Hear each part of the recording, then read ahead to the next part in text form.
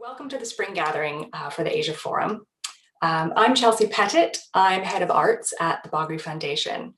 And one of our main aims at the foundation is really to encourage global discourse across cultures and disciplines, and to share knowledge and expertise about Asian art. So it's within this context that we are really proud to present the Asia Forum for the Contemporary Art of Global Asias, which starts with today's gathering and will manifest physically in Venice on the 23rd of April, 2022. So do mark your calendars. So Asia Forum is the brainchild of curator Annie Yael Kwan, who has developed it alongside the Asia Forum Council, made up of Hamid Nassar, John Tain, and Ming Tianpo. They've invited some incredible speakers today for the first of two digital pre-gatherings in the lead up to Venice. And we're really grateful to our exclusive media partner, Art Review, who are live streaming this event and all of the forthcoming events. And thank you to Something Human, who provided additional support to make today possible. So without further ado, I hand over to Annie Yael Kwan, who will lead today's event. So I want to say thank you again, Chelsea, for the very encouraging words. I do want to express my gratitude for the Foundation's continued faith, so generously expressed for this new initiative, and for the whole team's support in making this happen. I'm really happy that this occasion is a very meaningful milestone for the journey we've embarked on together for the next year, till we get to Venice, all fingers crossed. Venice is, of course, the site of the Venice Biennale, which was launched in 1895. With the exception of cancellation during the World Wars, the disruption of the 1968 protests, and our current global pandemic, which has led to this year's edition being postponed till 2022, the Biennale has been sustained across many editions for over 100 years. Venice has thus become the site of many innovative exhibitions and artistic presentations, and thus has become an international public occasion to experience and think about art from around the world, represented in the central exhibitions, but also in different national pavilions. It presents an opportunity to draw connections and intersections between larger histories and imaginaries. As a researcher of Southeast Asian contemporary art, it was great excitement to me to see since 2013 what seemed to be an increase of pavilions from the Asian nations, as well as representation of Asian artists in the central exhibitions and collateral events. It gave rise to wanting a platform at this historic gateway between East and West to think through together about what discourses might be relevant when exploring artistic practices and contexts from this broad region to uncover deeper legacies and entanglements. Thinking about Asia is a challenge, for its great breadth and scope of diversity is immense. But a focus on Asia, or East Asias as we've come to discuss it, also reflects a rich opportunity to delve into its many contexts, stories, peoples, and practices. Thinking through Asia offers a lens to reframe our art world narratives, to highlight different protagonists, and in turn co-create a more polyphonic resonance for how we understand our global conditions. So with this very exciting and slightly daunting task, I have been incredibly honored to work with a brilliant working council across the last 9 months to consider together what is, who is, and where is Asia, why Asia, and how does Asia? Alongside much discussion regarding possible content, it was also about experimenting together about possible formats, as Asia Forum, as a new project, is itself an evolving, adaptable, and mobile platform. So just a brief introduction of the Working Council. My name is Annie Yael Kwan. I'm a curator and researcher and educator, usually based in London, currently in Singapore, heading into another lockdown. I'm the instigating member of the Asia Forum's Working Council, and my interests are in archives, histories, feminist, queer, and alternative knowledges, collective practices, and solidarity. I lead Asia Art Activism, a research network launched in 2018 that interrogates, challenges, and complicates notions of Asia in the UK and transnationally.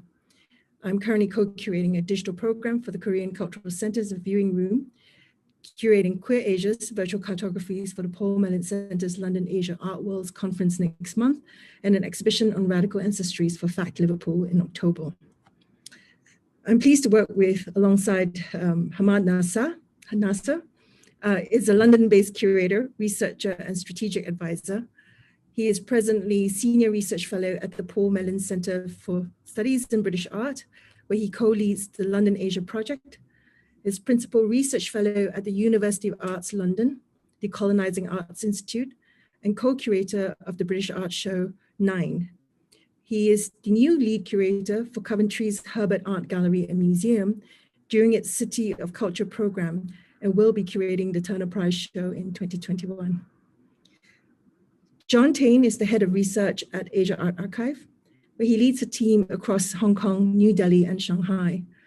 He has organized multiple exhibitions, among them Yasuhiro Ishimoto, Someday Chicago, Out of Turn at the Serendipity Arts Festival in Goa, and Women Make Art History and the Body Collective during Art Basel, Hong Kong.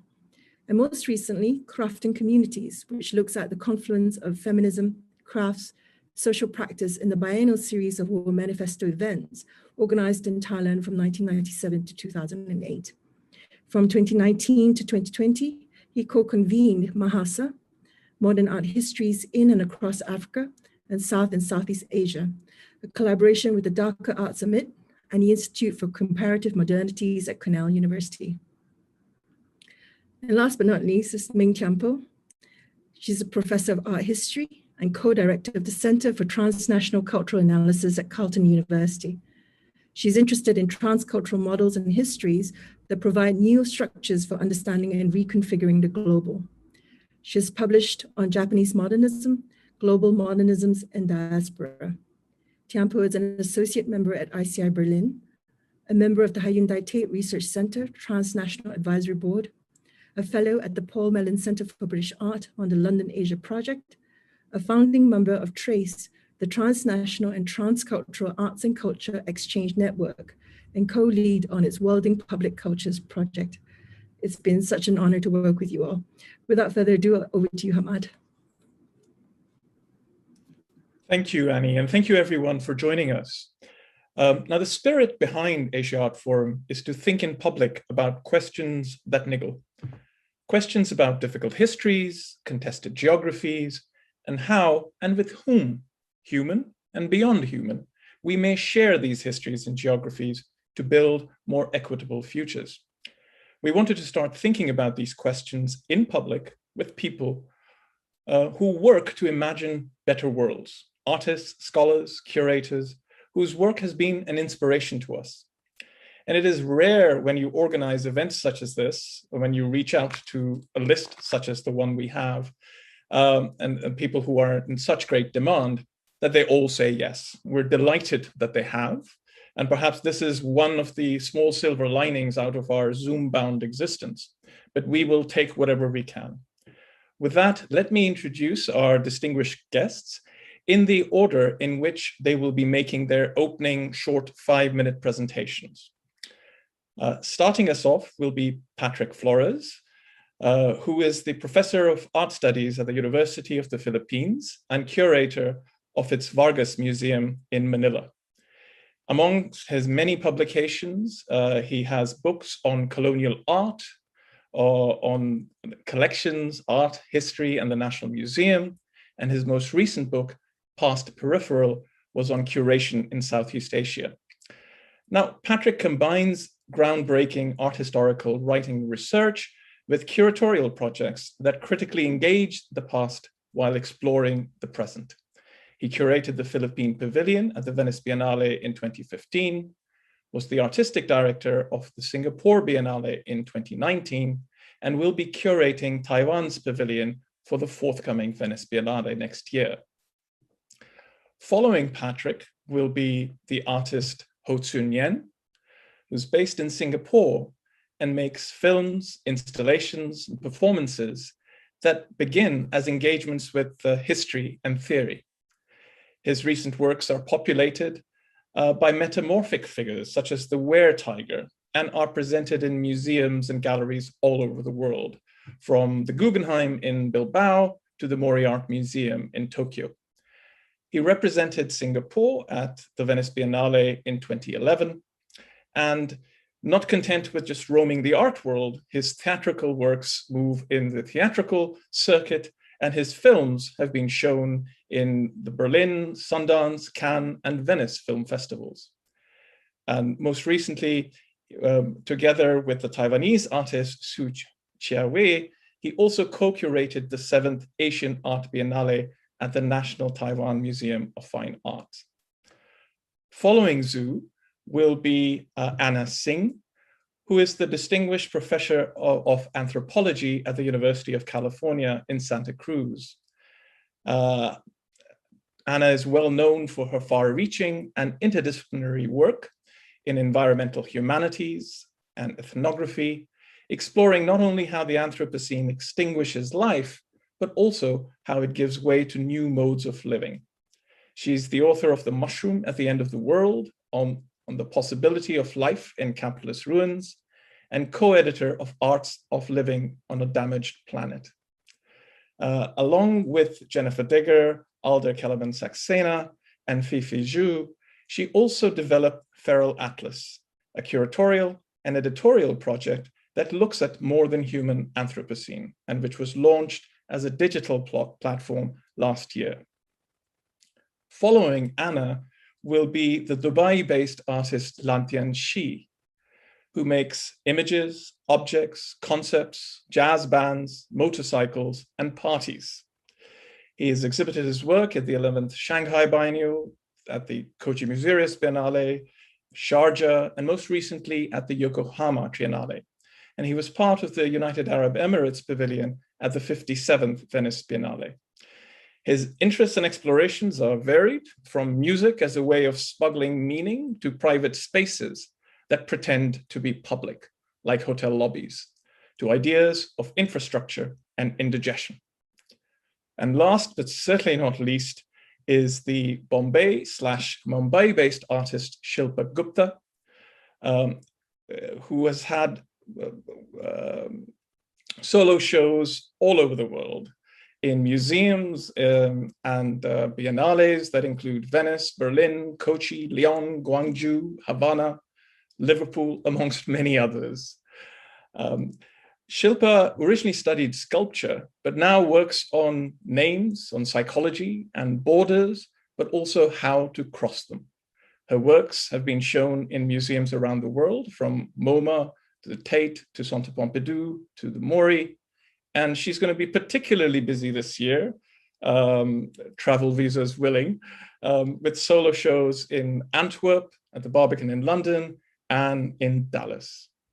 Welcome, all of you. And with that, we're going to invite Patrick to get us going. The format will be that each speaker will speak for about 5 minutes, and we'll then pass it on, and then we start a conversation. Thank you. Thank you, Hamad, for that generous introduction, and thank you to the Asia Forum for this invitation. It's an honor to be here. I would like to share my screen right away. So here we go. Thank you. So I mark my passage through Asia, not by way of the great tradition of India and China, and neither out of a colonial critique in the supposedly radical forms of the anti-colony, the post-colony, or the decolony against mainly Europe and the United States.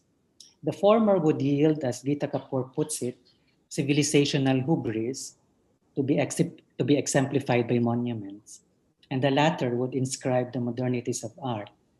Both monument and art are irresistible, but they can also be immovable, like the category of colonial art, which was the subject of my master's thesis and my entry point into the problems of the consecrated, curated, and always already contemporary artifact, whether secular or religious, and its struggle with the tricky desires for autonomy and oftentimes false choices.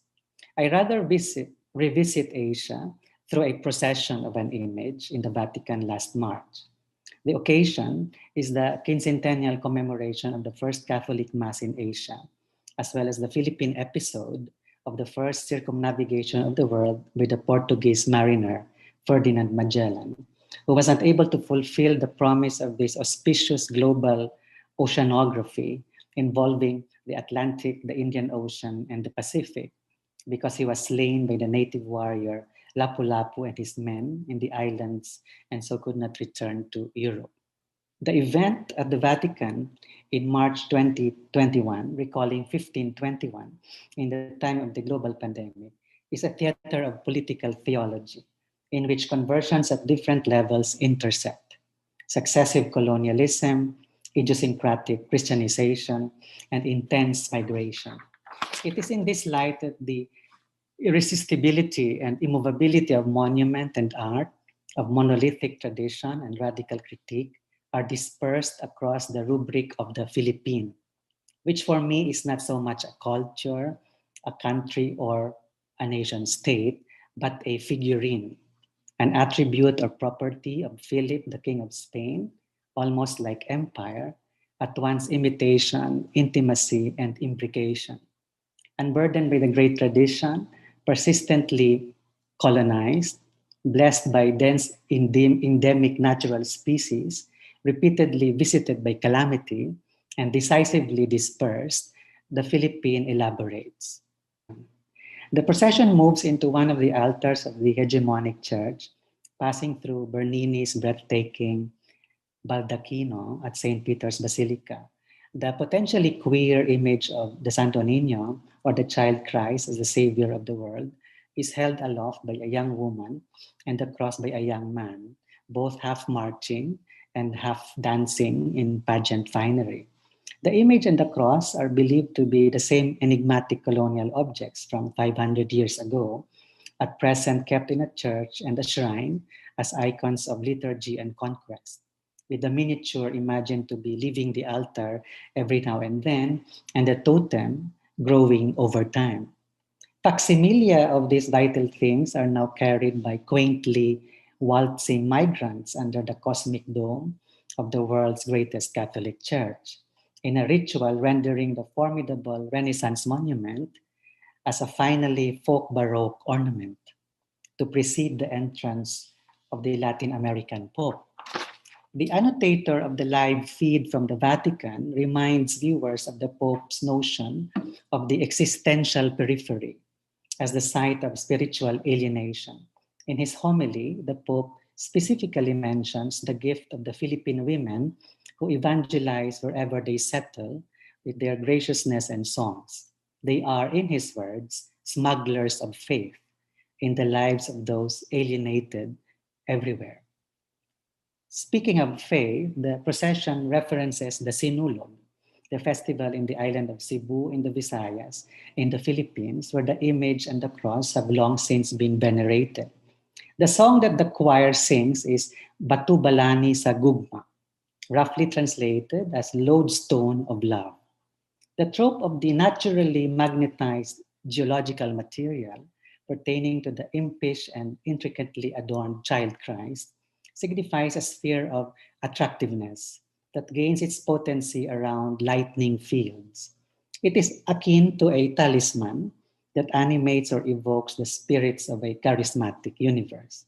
The romantic magnetic also activates the performative and miracular vernacular image, ornament, and art, all three undulating in some contingent procession of verse, sound, and movement, rather than in the linear progression of either art history or salvation history.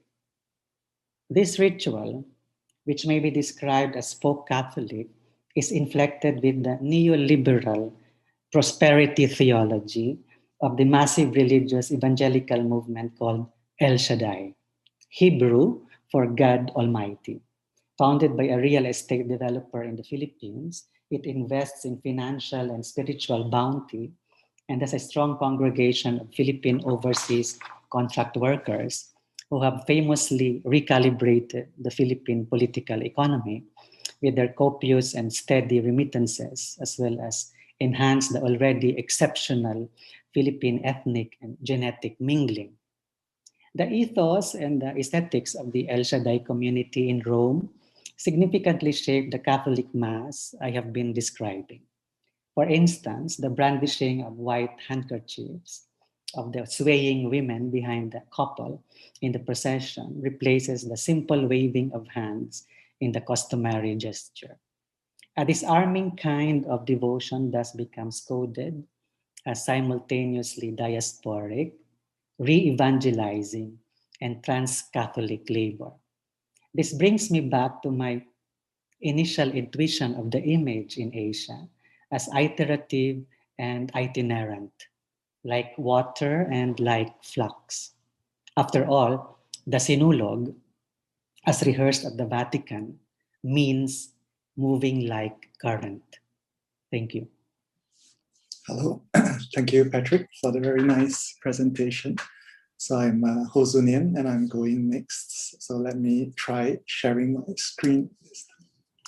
Yeah, so for today's presentation, I have not so much prepared speech as put together a series of slides revolving around some concerns and recent obsessions. So without much further ado, let me jump into it. So the title of my short presentation today is Dictionaries and Aporias, Southeast Asia and Japan. Just to begin with, I want to very quickly mention this project, which has kept me occupied since 2012. It's called the Critical Dictionary of Southeast Asia. It has an online component and there's a website address there, so you can check it out if you are interested in it. So this is a quick screenshot of what you will get on the websites. Basically, what you see is a film that runs on infinitely. It's a film that is edited in real time by a set of algorithms, which also pieces together sound and voice over text to accompany the images that it's composing live. All of these images are taken from various online sources. So the title of the work is The Critical Dictionary of Southeast Asia. So the structure of this film is arranged from A to Z, so 26 letters of the English or Latin alphabets. And gathered under these 26 letters are 26 terms or ideas or speculations of how Southeast Asia can be configured.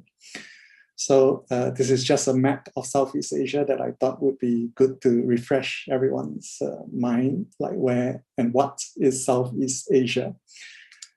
Sort of the driving, what drives this project, I would say, is a question. And the question is simply, what constitutes the unity of Southeast Asia, which is a region that has never been unified by a single religion, language, or political system. So to put it another way, what makes Southeast Asia a unity or an entity? What gives it its coherence? What defines its inside and its outside? So that was the starting question. So up to now, I don't really have an answer, but the project continues. So I just want to very quickly speak a little bit about the name, right? Southeast Asia. So one of the earliest instances in which this term could be found, I believe, is from this book by Howard Malcolm, who's an American cleric, travels in Southeastern Asia. And next to that, we have an example from the academy, from a British colonial officer turned scholar, John Sydenham Furnivall, who published this book in 1941. But the term Southeast Asia itself was, I would say, had a very limited circulation. So it was mainly in the academy that it's being used.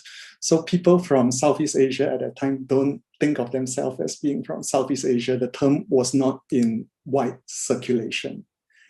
But I would say that this term began circulating much more after the Second World War. So, I just, for convenience sake, I put here two images. One is the attack on Pearl Harbor, which is 7th of December. And the other, just an image to sort of evoke the Japanese campaign in Southeast Asia, in Malaya, which possibly started one day after Pearl Harbor, or maybe before, if you think about, them already being, the troops already being in the region before that. And the name Southeast Asia itself became much more widely circulated with the formation of the SEAC, or the Southeast Asia Command, which was a strategic body set up to be in overall charge of Allied operations in the Southeast Asian theater of war. So the Southeast Asian Command, which was under Lord Louis Mountbatten, was meant to liberate Southeast Asia, by which, of course, they meant liberating it from the Japanese in order to recolonize Southeast Asia again. So what drives the dictionary, is to think about how, what constitutes Southeast Asia, right? So this formation could be artificial in a sense, but of course, after, about 50 years, it has also taken on its own historical truth, right? But while I was working on this project, I started revisiting this question again, and to think about Southeast Asia as a region that has never been unified, right? And I started to think that maybe a small correction is needed, because Southeast Asia was perhaps unified during those short years between 1942 to 1945, when it was occupied by the Japanese. So the only time when this collection of different cultures was almost completely unified was during the war. So Southeast Asia is in many sense born out of the war. So this has led me to the next project, which I want to quickly share with you about. So I started on a series of projects looking at Japanese wartime history. So one of the first of these projects is called Hotel Aporia, and this was installed at a space called the Kirakute as part of the Aichi Triennial.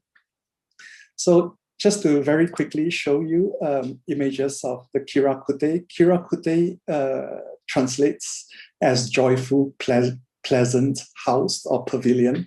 It was built during the Taisho era. And I was given this entire space to work with. It was a hotel and a former restaurant. So for the project, I basically used the space once again as a hotel, this time inviting different guests from the past, Japanese historical persons who have lived through the war. So I invited them sort of back into back to this hotel in order to look at what they did or thought during the war. So one of the first guests I invited was Nagasaka Yukiko. She was the landlady of Kirakute. And in another room, I invited Ozu Yasujiro, the great Japanese filmmaker, who was incidentally between 1942 to 45, he was in Singapore, where he was supposed to make a propaganda film about Subhash Chandra Bose. So most of the footage that I use come out from Ozu films, but I erased the faces of them. This is another guest, which is the Kusanagi unit, which is a squadron of kamikaze pilots who had their last sort of dinner in this very same room at the Kirakute before they left on their missions. So I reached finally one of the last rooms. One of the most important guests of this project is a group of Japanese wartime philosophers known as the Kyoto School. So different from the other rooms, this room had no images, only text. But at a certain moment in time, a light emerges from behind the screen, and we see a sort of giant industrial fan turning on. And at that moment, all the screens throughout the Kirakute are populated by images of the wind being invisible. So we see the wind only through the things that it moves.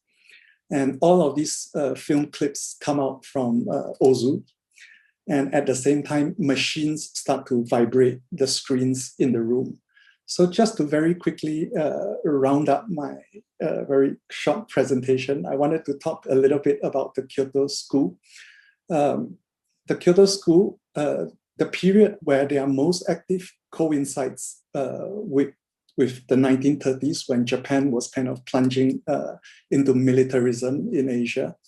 And the founder of the Kyoto School is a person, he's known as Kitaro Nishida.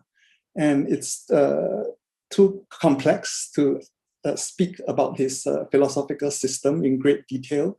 But one of his most foundational concepts is known as Zettai Mu, which is absolute nothingness. To put it very simply, what Nishida was attempting to do at that time could be seen as a parallel to Japanese military aggression, in the sense that he was, in his own way, trying to overcome Western philosophy. So, for Nishida, the basis of his conceptual framework is that for him, Asian philosophy comes out of nothingness. It is a philosophy of non-being, as opposed to Western philosophy, which is a philosophy of being. So Nishida intuited some of these concepts through his lifelong interest and practice in Zen. So just in finishing off, I just want to mention a person who is very much affiliated with the Kyoto School, which his name is Daisetsu Suzuki, better known in the West as D.T. Suzuki. So he's very well known for his role in translating, many Asian texts, Japanese texts about Buddhism and Zen into English, and he lived and taught in America. And in the arts, he's also very well known for his encounter, or rather John Cage encounter with D.T. Suzuki. So D.T. Suzuki was also nominated for the Nobel Peace Prize in 1963. So I won't read this short paragraph about how Zen showed Cage his true nature, peaceful, loving, joyful, and this was done through D.T. Suzuki. But I just want to end off with this very short quotation from the same person, D.T. Suzuki, from around 1895 to 1986, when Japan was starting in this first Sino-Japanese war. So this was what Suzuki had to say. He said he describes China as a violent country, and it obstructs our commerce and infringes on our rights. So for this reason, unavoidably, we have taken up arms. So he describes the war against China as a religious action.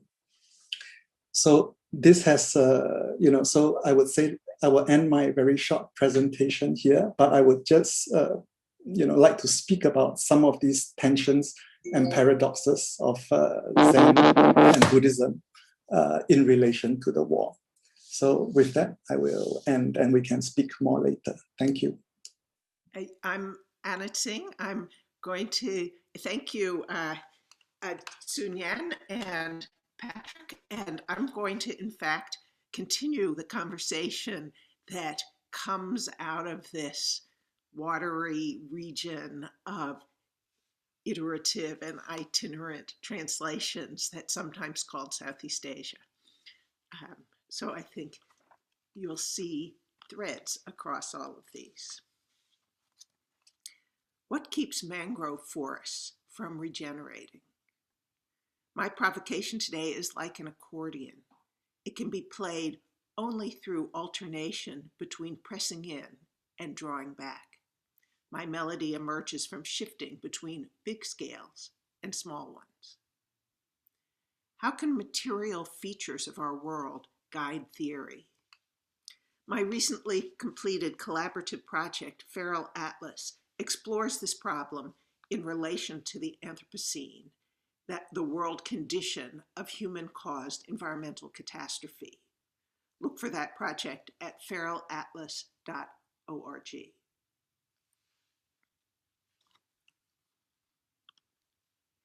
The problem of the Anthropocene is the destruction of ecological resilience. When a forest is cut down, it should grow back. When a bay is fished down, it should fill again with fish. What stops a forest from regenerating?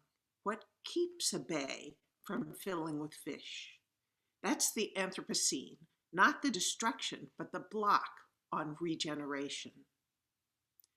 Climate change often hits us first at the coast, but it does not hit coasts evenly. Every coastal place is particular. In every place, climate change is made through the interplay of feral life and industrial and imperial infrastructure. We know sea level rise through the porosity of wetlands, seagrasses, and mangrove forests, or the hard artificial surfaces that block those porosities. Land reclamation, sea walls, dredged harbors. There are no mangrove forests there. What keeps mangrove forests from regenerating? At the edge of the pier at the public harbor in Sorong, Indonesia, mangrove saplings are still reaching up amidst the oil slicks and plastic trash. Mangroves come back when they can. They want to come back. Who and what is blocking them? Maybe that's who and what we need to go after. The problem of the Anthropocene is the destruction of ecological resilience. Did you know that mangroves accumulate heavy metals, protecting us from their poisoning? Did you know that many ocean fish spend their juvenile years protected by the roots of mangroves? Did you know that rebels and pirates across the Indian Ocean hid out in mangrove forests? Have you seen sediment collect in mangrove forests, building new land? Today, we have only fragments, porous pockets in imperially hardened coasts. Yet still, we should praise them. We should learn from them, watch them, allow them to haunt us in our destruction. Here's Chamorro poet Craig Santos Paris writing a praise song to Oceania. Praise your capacity to survive our trawling boats breaching your open wounds and taking from your collapsing depths. Praise your capacity to dilute our heavy metals and greenhouse gases, sewage and radioactive waste, pollutants and plastics. Praise your capacity to bury our shipwrecks and ruined cities. Praise your watery grave, human reef of bones. Praise your capacity to remember your library of drowned stories, museum of lost treasures, your vast archive of desire. Praise your tidal lectics, your migrant roots and submarine roots. Praise your capacity to smother whales and fish and wash them ashore, to save them from our cruelty, to show us what we're no longer allowed to take, to starve us like your corals starved and bleached, liquid lungs choked of oxygen. Praise your capacity to forgive.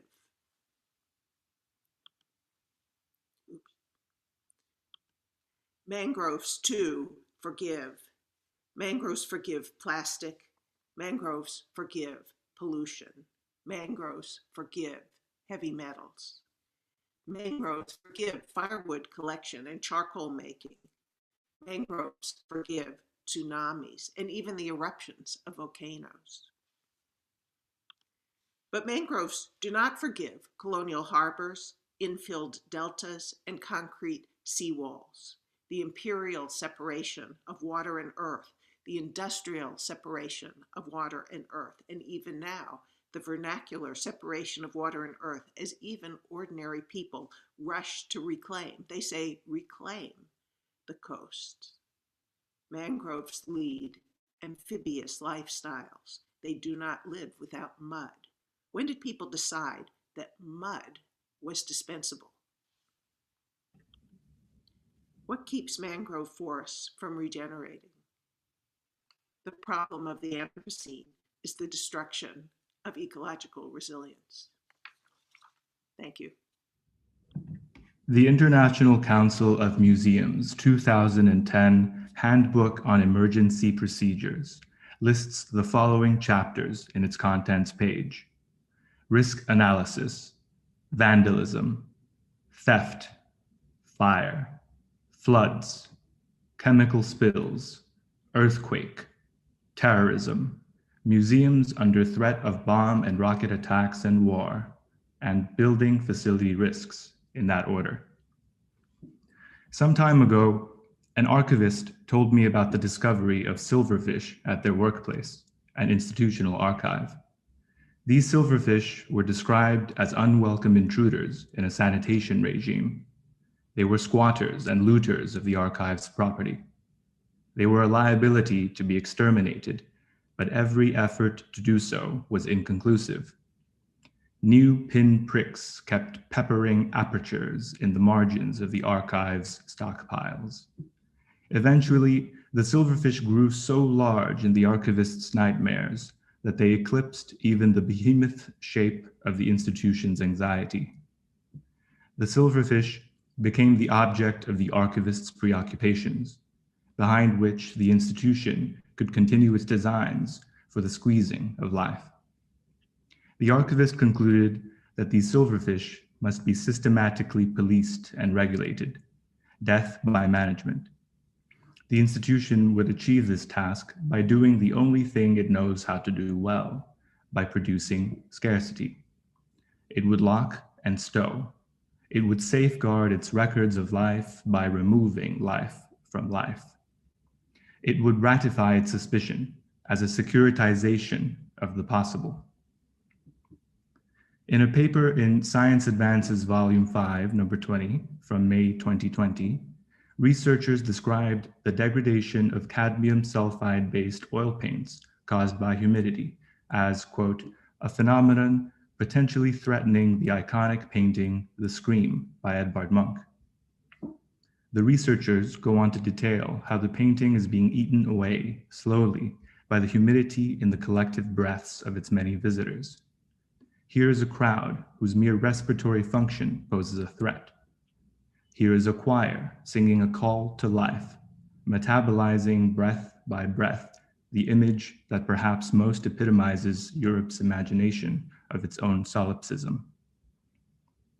Both the visitor and researcher invoked here are sanctioned mobilities whose wet exhalations exceed the terms afforded. These affordances are not received, they are produced knowingly as limits to which mobility comes as threat to value, a threat mediated by scarcity around admittance, whether through the ticket booth at the front door or the staff entrance or the vault door. The business of the institutional archive is a proprietary metabolism of time. It draws time through a sphincter made of scrutiny into an embalming tomb. In this activity, indigestion arrives like silverfish or congestion or traffic jams do, as a disordering of the proprietary, as a provisional contiguity. Think indigestion as agential redistribution, away from locked silos into indeterminate modalities of mutuality. Every condition report, every risk analysis document, every pest control invoice that the archivist can muster generates yet more feast for silverfish. This is the abundant hospitality of the unruly guest. The archivist's nightmare is a buffet for silverfish. The silverfish disarms a nightmare. Think about how a silverfish eats, how it powderizes the document, humidifies the index, chews the stories people tell, bite by bite. Think of time as a material that is uniquely edible, and the silverfish as a hungry protagonist leading tiny revolts against a stomach tomb.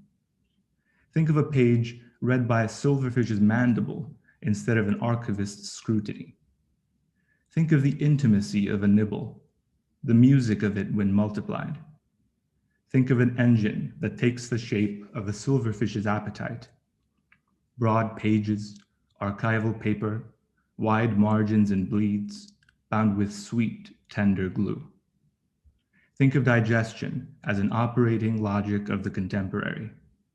Think of silverfish, tactically, as a difference engine, at once a nightmare, a slow-motion time bomb that explodes across 1 million tiny bites to disorder time, and also as a catalyst, inaugurating a field of play for the many unruly forms of life that constitute life.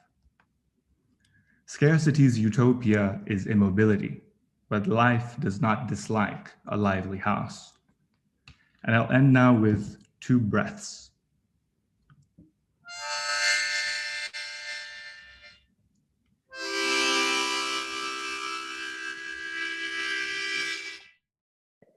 I would like to start by thanking the Asia Art Forum for this wonderful opportunity to be here with this amazing set of talks that we just passed by before me now.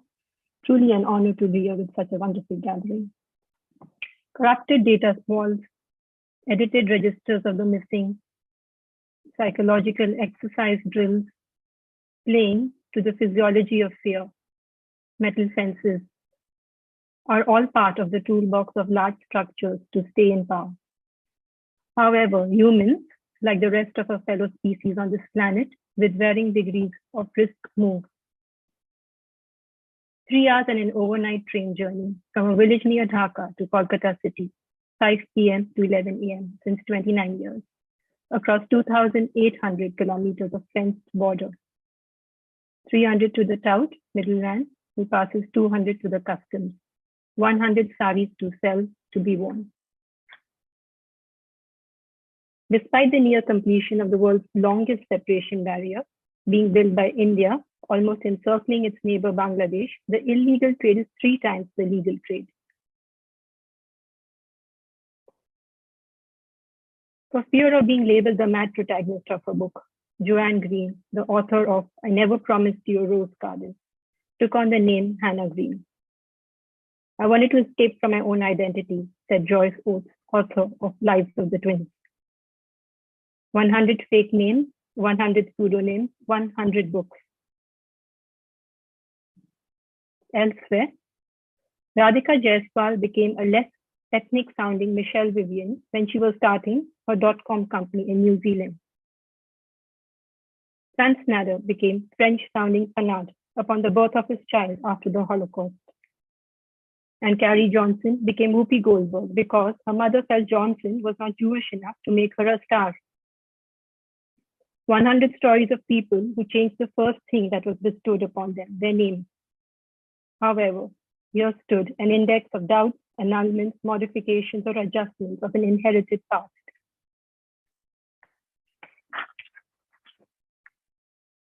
On my 3rd visit to the India-Bangladesh border region, I gathered courage to venture deeper. And one day, I was on the long, winding, only built road leading to the border security force camp. On the left and on the right were fields of marijuana. Drawings of security infrastructure made with banned marijuana.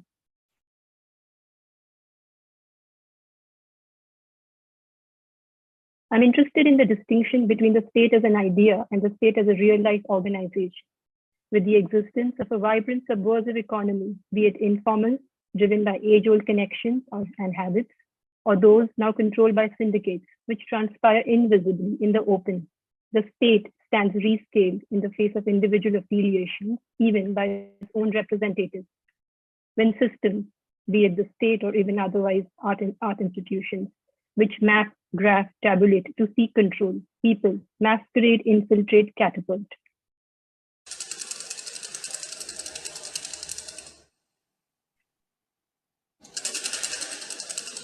Ten years ago, when I was working on the book project, Someone Else, I had not known that Orwell, or one of my favorite writers, Premchand, had resorted to taking on fake names.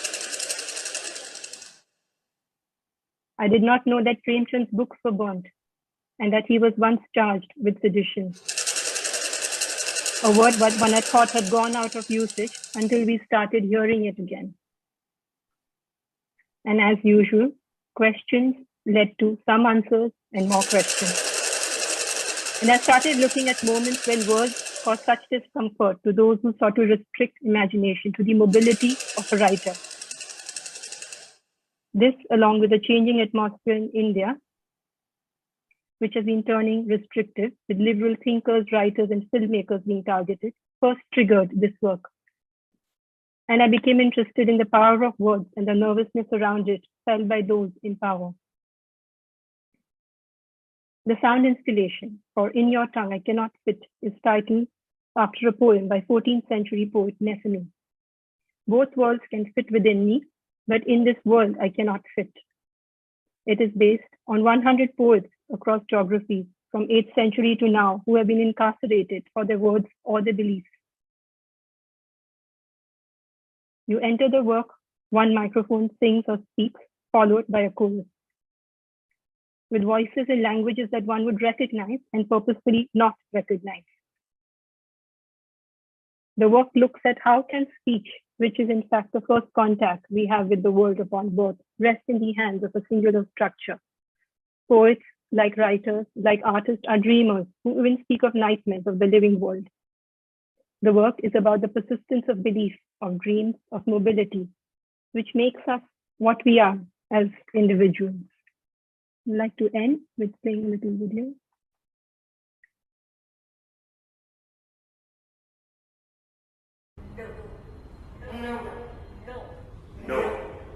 No. The cars were honking in an endless night. Honking after many years of forgetfulness.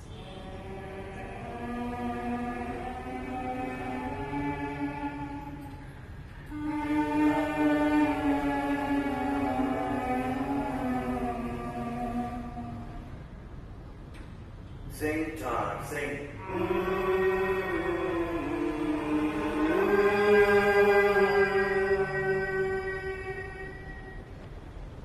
Who can forget you? What's the voice? My blood, or a flood, blood, flood. Hi, so thank you so much, Shilpa, for that lovely intervention, and also to Lantian, to Anna, to Nyen, and to Patrick for all that you have put into the contributed to the conversation today. We're just going to kind of keep it relatively brief and say that one thing that struck me in a panel which is about contemporary art of Asia, across Asia, is the kind of recurrence of history as a question, as a theme, as a kind of an insistence. And not only in Patrick's kind of reference to, the celebration of an anniversary that's 500 years old, or in Sun Yan's kind of turn to the colonial period, right, at various moments, and kind of what is the history of this concept of Southeast Asia, which we could also extend to the question of Asia itself, right? What is the concept of Asia? Where does it come from? And I think, Sue, you kind of allude to that in the question when you talk about Japanese colonialism. And Anna, in your analysis of the mangrove, in your beautifully poetic, elegant presentation of how resilience itself, I mean, kind of in some ways it's counterintuitive, right? It's not the destruction of the environment itself that is kind of the problem, it's the destruction of the ability to regrow, right, of resilience itself. And that is something that is accomplished over time, over history. And Lantian, I think, your intervention and the question of the silverfish in the archive and the unwanted guests, right, that can kind of intervene in our ability to preserve history. And finally, Shilpa, I think, in the question of borders and boundaries and their porosity in some ways, but also the firmness and the kind of ability or the insistence with which they're kind of guarded. So I'm kind of struck by that, and I don't want to take up too much time. So I'm going to just open it up for our speakers to see if any of you want to kind of take a bite, as it were, and kind of maybe, or kind of allow a little bit of flux or iteration and itinerancy into this conversation.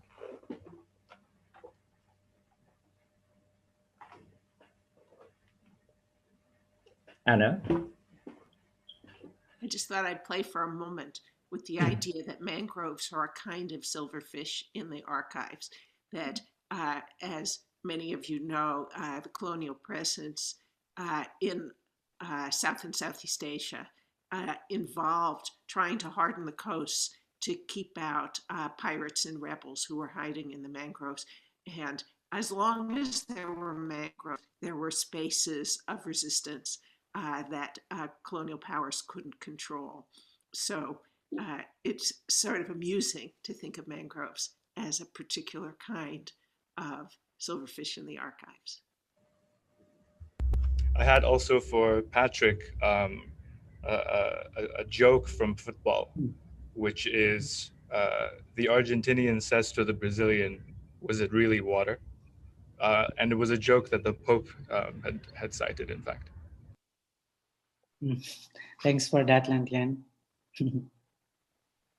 I have a question for Nyen.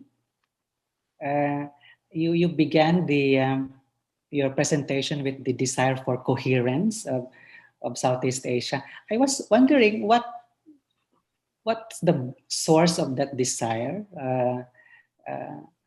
to still aspire to coherence. Yeah, I am intrigued by that desire. Yeah, sure. I would say that it's not so much a desire for coherence as a desire for what kind of form such a mysterious object such as Southeast Asia would take. So I would say, my desire is to search for this kind of like form for paradoxical objects which simultaneously exists and doesn't exist at the same time. Okay, thanks for that. Yeah, thank you for the question.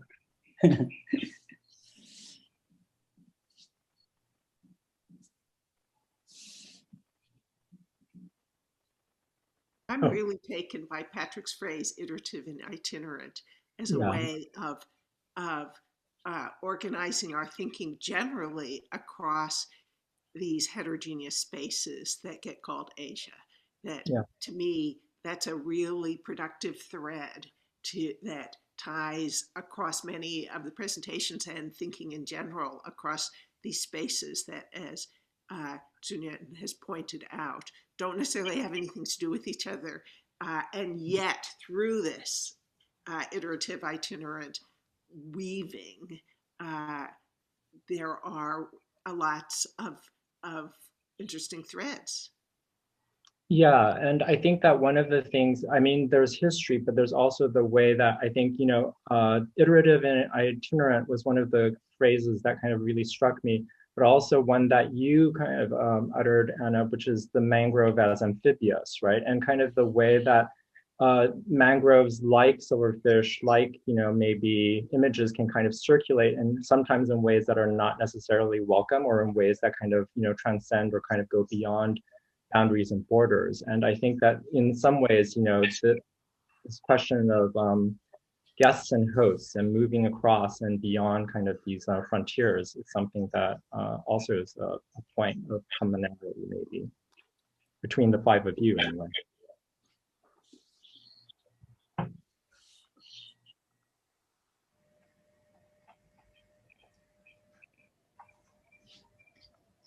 Could I ask a question around ideas of claim and reclaim, and about land that Anna was talking about, claims through Shilpa's work on borders, and then smuggling as a way of kind of reclaiming. And I wonder if that tension between claiming and reclaiming is something that you may want to address. Yeah, thanks, Samad. I mean, one thing that just came to my mind out of nowhere, but I think could be interesting to share. It's like more than 15 years ago, while reading Train to Pakistan, I don't know if you read that, by Shilpa Singh, the villager at the border. He, when partition took place and things were changing, and a Babu, a person from the government, came to him and asked him some questions. He said, "Oh, they have gone and now you have come." So we really need to think about hierarchies in various different ways, especially in South Asia, which is so torn apart with many different things. And there's also elsewhere. And then as an artist like me, who kind of works out of a metropolis like Bombay, Mumbai, there's also the other question of distance. Sometimes I feel, how is it that all of us, we are sitting in a gathering so close, we are so far away, but we are also close together. And we have certain commonalities, and maybe I'm closer to people in sometimes parts of Mumbai are closer to parts of London, parts of Paris, and maybe it's even to 200 kilometers down the road from here. the villages. So that's another complicated thing to think about. And also then what happens for someone like me who is then moving around and showing in certain metropolises, across the world, because there are certain structures that we work within, certain social contexts, certain, contexts shaped by economics of things. And what happens is that then, I find it interesting, like one of the most difficult things for the Poets Project was this mad thing that I decided that I wanted to be 8 languages. I just decided I wanted to be in many languages. And it completely made my life very difficult because on a small budget, we wanted to do all these translations and recordings. And but the reason to do that was that when you enter into the space, you can access, you see, you read a language you know, but you also read a language you don't know. So not knowing is also very much part of knowing, this sense of this moment where you come out of a station at the central station and you've got hundreds of people coming and hundreds of languages coming. So this sense of movement of people, this sense of, so that is important. And also was very important for me that you have French and also you have Spanish and you have English. So it is as an artist from working from a particular context in South Asia, you can kind of extend yourself and you can bring in larger narratives, which we are all sort of joined in through histories of, power struggles and through tensions and of course, in claims that people make. I mean, the smuggler who walks across this fence, who moves, who leaves, he's been doing this day in and out, this person I interviewed, who's been doing it for 29 years. I mean, he makes a huge leap actually by that versus what somebody sitting in the center of a structure can actually create. So it's these everyday stories and everyday smaller stories and bigger leaps, or the guard who got down and said, this man I'm sitting and having tea with at the border, and he tells me that I can see, I can register only what I see. So, I mean, there's so much in that, like there's so much that is happening that I cannot see, and therefore I will not register. I mean, the fact that the representative of the state themselves may not think in line with the state.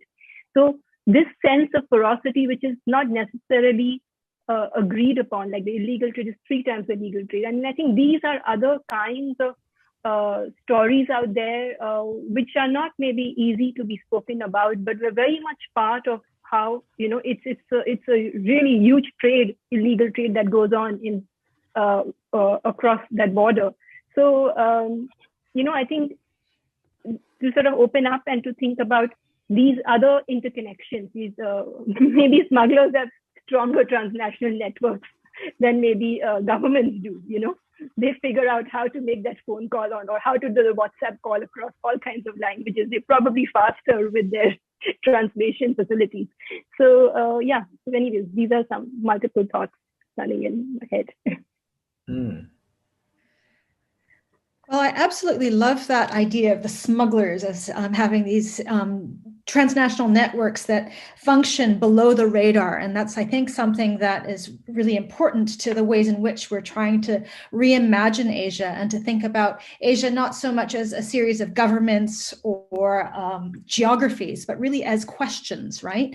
And one question I had for all of you, and sort of inspired by Anna's ideas of, the accordion that sort of draws us in and draws us out again, and thinking about different scales of analysis, understanding that, Southeast Asia is this incredibly complex space of plurality, but so is Asia. And I'm trying to understand, a question that Annie posed in the very beginning, which is quite large: who and what and where and why is Asia?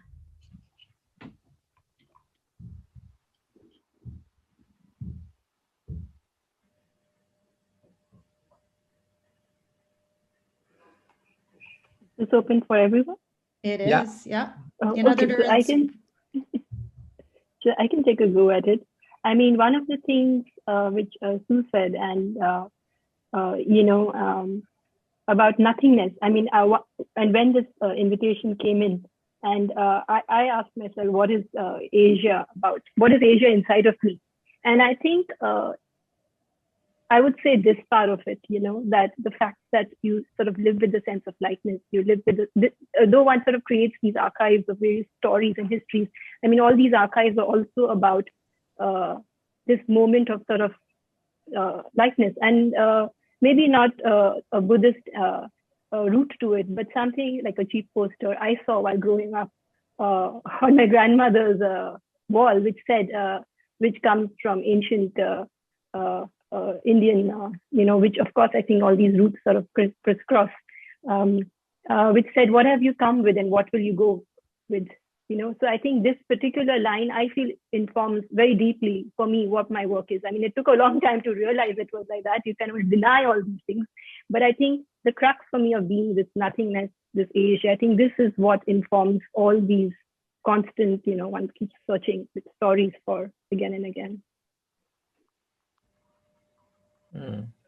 Wanted to jump in there. Thank you for those really rich and fascinating presentations. And I guess I was starting to think about administration all of a sudden. I don't know why, maybe it's part of the job, but sort of think about knowledge and how when the British were in Singapore and also in this region, a lot of administration, a lot of paperwork was created. And, part of that became one way of knowing.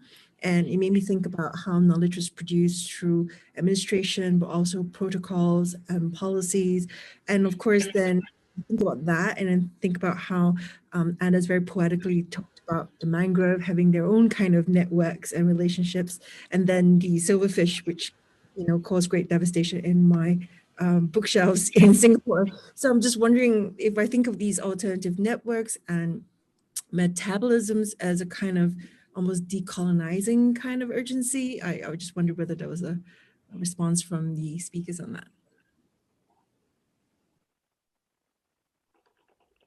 Maybe I'll jump in, or Lantian. I'll try to be quick. So a couple of things. Also, Hamad pointed to the claim, and Anna brought in this forgivingness of the mangrove, right? So and then Ming gave us this very large question, and I was thinking about the question, and I was thinking about the definitionary is, and I was thinking about since I spoke a little bit about risk and liability, I was thinking about the risk of the if. And there is this expression, if was a fifth, then we'd all be drunk, right? And in relation to the claim, one of the things that came out of the Yokohama Triennial was this formulation on the stenographer's dilemma, which goes, a claimant addresses a courtroom in a language the court does not know, presenting an object that the court is unable to admit. The claimant declares that if the object is to be seen, the claim is corroborated, but the world as it is known will be destroyed. So the court stenographer, turns to the judge and asks, "Your Honor, how should I record this?" So there is this question of locating the claim, right? And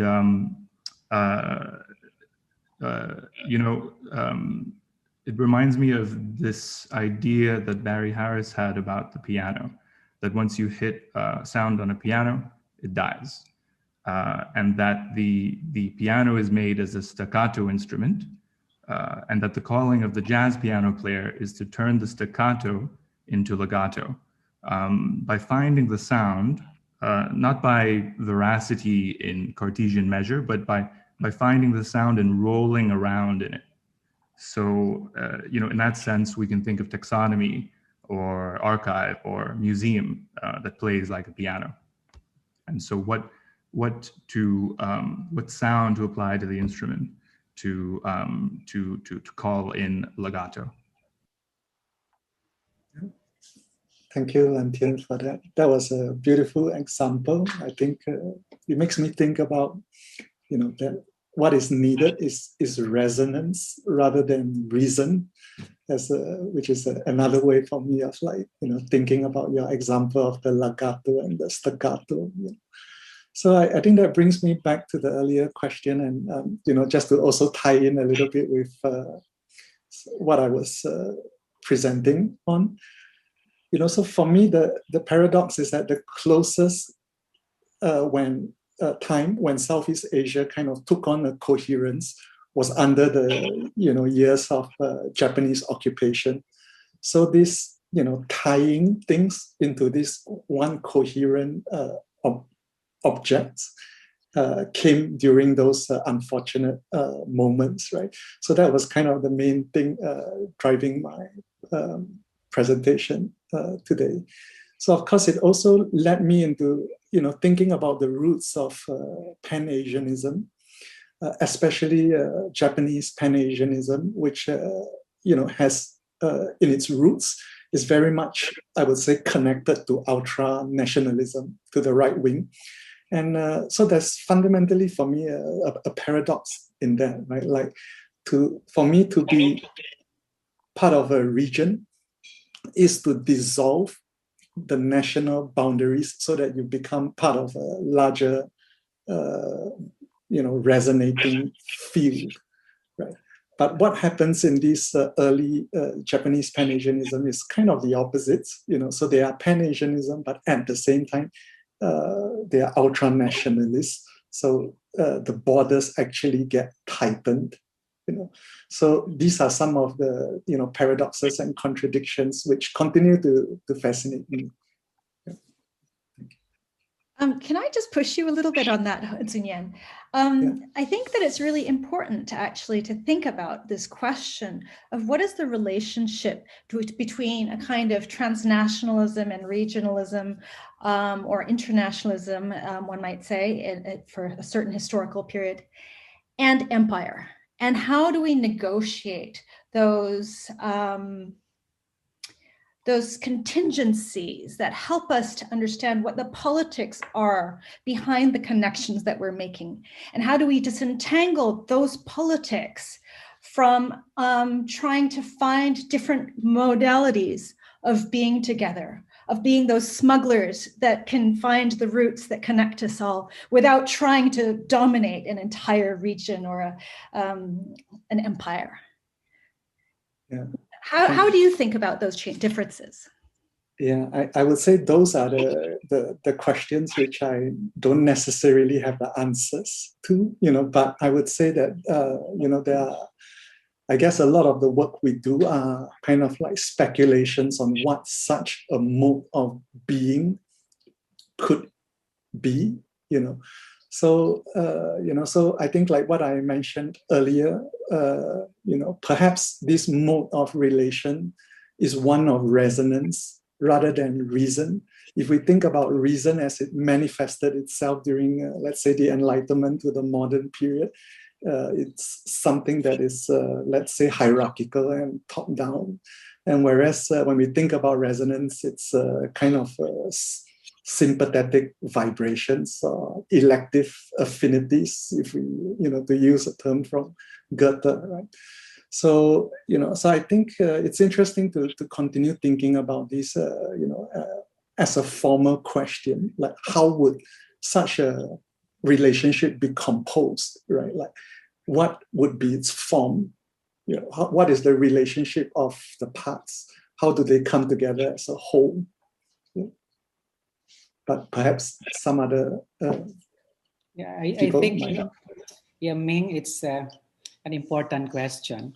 And it also prompts us to develop a theory of imbrication, something that the mangrove and the silverfish and maybe the procession that I described could evoke the most productive idiom to discuss this notion of imbrication. So if we speculate on imbrication, then I think we can delay the desire to disentangle. We need not do that, or we at least delay. That's why I was struck by Anna's notion of the alternating.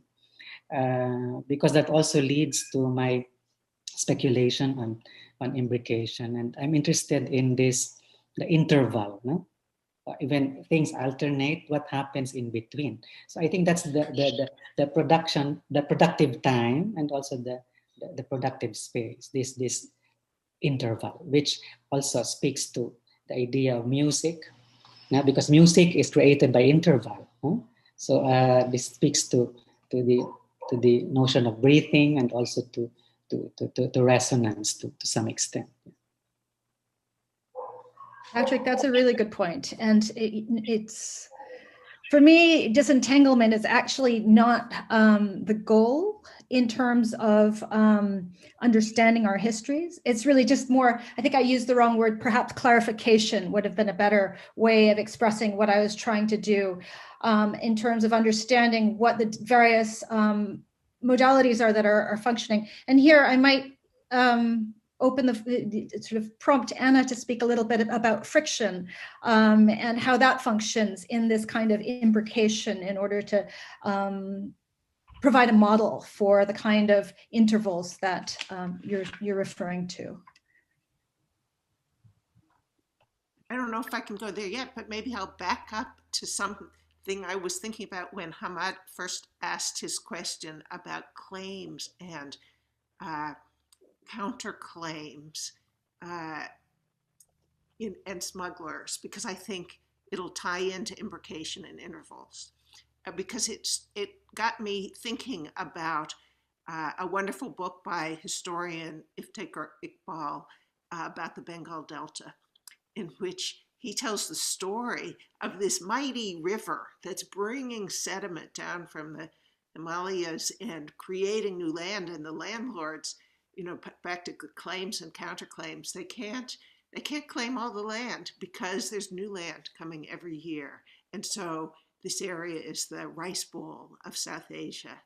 And then along comes the British colonial desire to make railroads in the middle of the 19th century. And they create these railroads, and it's like a wonderland for railroads because it's completely flat. And so all they have to do is make embankments. There's no bridges and tunnels, but it shuts off the river. The river stops flowing because of the embankments. And so the new land stops forming. The paddy fields stagnate because of an invasive plant, the water hyacinth, that comes and blocks them. It becomes an area of ecological devastation instead of a rice bowl. And in the interdependencies of World War II and other kinds of things, it becomes the site of a great famine instead. And so the implications here are this, I mean, the ecological changes were certainly not the point of building those railroads, was to, you know, block this off. But so many co-makings came together in the claims and counterclaims that came, you know, the landlords gained more power because there was no new land anymore. So suddenly a system of entitlements comes into play that wasn't possible in the earlier situation. So to me, it's maybe a way of thinking, you know, as I was asked originally to ask about the kinds of friction, the things that rub together, that in this story, tell us a big story about how colonial rule sometimes works against the grain of what it sets out to do, but has all these strange kinds of impacts, maybe in the way that Japanese colonialism also created a weird kind of Southeast Asia without intending to do so. That's a really great point, Anna. We are actually now over time, and so I am just going to kind of put forward a couple of questions from the audience. And one following up on what you were just saying, Anna, a question from Sabi, who was asking basically if, you know, you gave the question of what blocks resilience. And let's see, he says, what blocks the regeneration? Don't we reinstate the already ongoing claim made around the Anthropocene that the supremacy of human industrial capitalist interventions are responsible for it? And the question is, if you anticipate a different answer for the question, what keeps the mangrove from growing? You know, that's one question. And then a second question from the audience, and I'll kind of just read it, and then afterwards, if people have things they'd like to say, let's have that. So, can it be said that there is a South Indian dialogue of consciousness and spiritual rights and freedoms, which trumps the limitations of Western ideologies? And that comes from Deepti. So the two questions from the audience for any takers among our speakers. Can I speak to the capitalism question? Thank you, Sabi, for that question. I think the key is not in the generalization, maybe, but in the particulars, that in the story that I just told about Iqbal's history, it was those embankments that came with the railroads that had such an incredible impact. So yes, you could call this an effect of imperialism, but it's not the one that we think about directly. So what was interesting to me about thinking about the problem of mangroves was that I suddenly saw implications of the kind of land reconstruction that, for example, is going on in Singapore and so many actually all across Asia, that I hadn't really thought about the direct implications of seawalls and land reclamation and harbor dredging and all of these other kind of coastal management projects. So it's in the particulars, it seems to me, that these questions, that first of all, that we have to notice that mangroves aren't growing back in some places. And second, then to think about what might seem to be harmless infrastructures have incredibly important ecological effects that we're going to have to know about. So I hope that at least begins to address the question without sort of slapping you in the face, which I think is what you're worrying about in terms of capitalist interventions. Okay, thank you, Anna. Anyone who wants to address questions of South Indian consciousness and spiritual rights? If not, I think maybe I will thank everyone for their participation, and thank you to the audience for joining us. And we will, I think I will hand things over to Annie. You want to make any announcements for the next iteration?